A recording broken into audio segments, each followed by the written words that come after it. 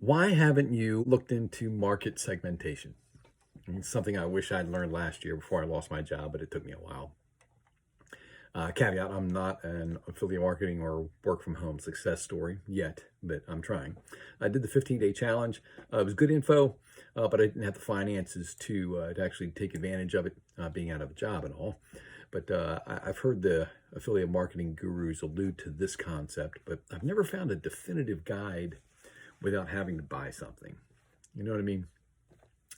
I had the why, make money, work from home, right? I had the what, which was my niche, and what I didn't have was the who, where, and how. So, who is my market? Where are they? And how do I get to them? So, by the way, this is free. No asterisks, no emails, no subscription needed. All right. I'll have the website where I found this little gem here at the end. All right. So enjoy. And if you've never heard of market segmentation and the STP process, get ready. All right. I hope it opens your eyes too. All right. So market segmentation, STP, actually STDP, but let's stick with the three main steps, which are segmentation, targeting, and positioning. It's a fundamental process in marketing, whether it's affiliate marketing or work from home. It's three primary steps with three secondary steps in each one of those for a total of 9 steps. So the purpose of it is to develop and implement an appropriate marketing mix of strategies designed to appeal to a heavily researched target customer base. STP helps to answer the following problems and the following questions. Number one, which platform should I compete on? Which market should I be in? And if you listen to Gary Vee at all, he'll say all of them, and he's not wrong. How do I find my customers among those of my competitors or the ones that they missed? And number 3, an obvious step before all this is to identify your market or your niche, the why, which you probably already have. Now you're looking for the who, the where, and the how, right? I know I am. So let's segment this process. All right. S, segmentation.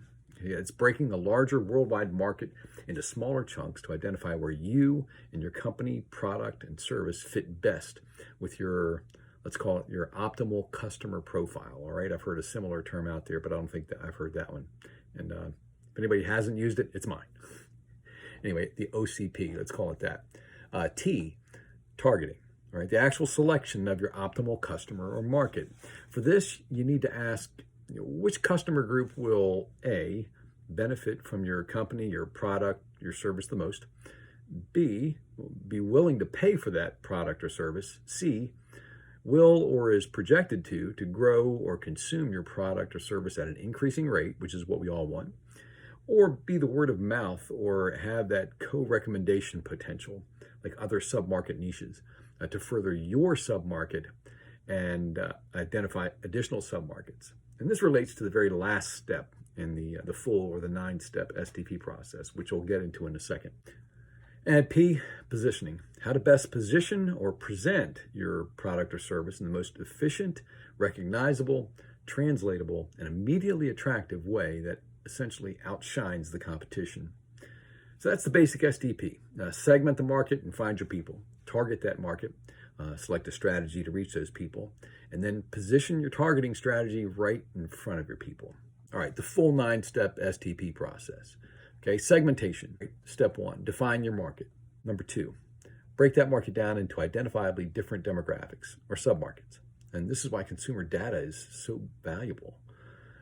3, evaluate each demographic or submarket against your company's criteria for your niche, your product, or your service.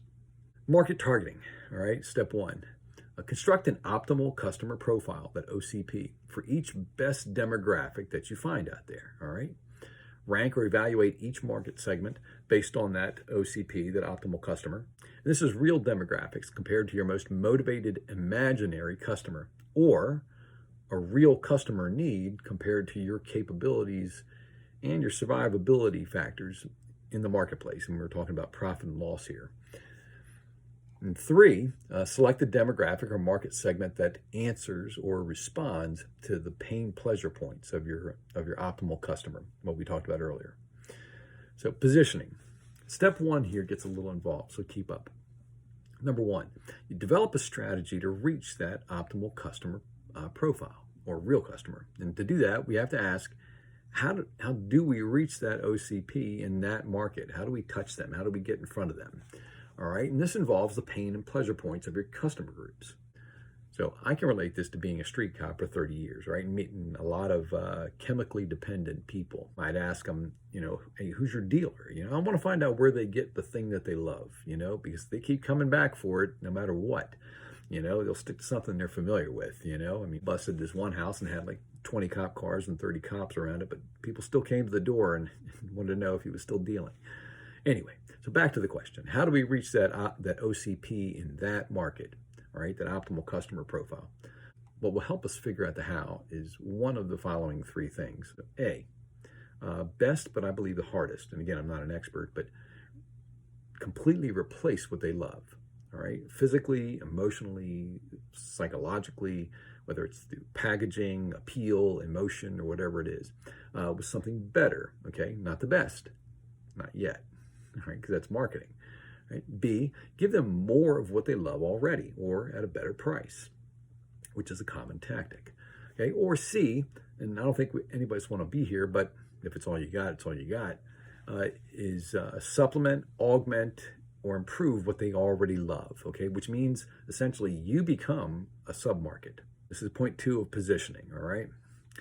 Develop multiple delivery methods for your strategy or strategies. Okay, so and that additional step we talked about, differentiation, it comes into play here. So in number 3, review the effectiveness of your methods and strategies, which equates to A/B testing for like landing pages and things like that.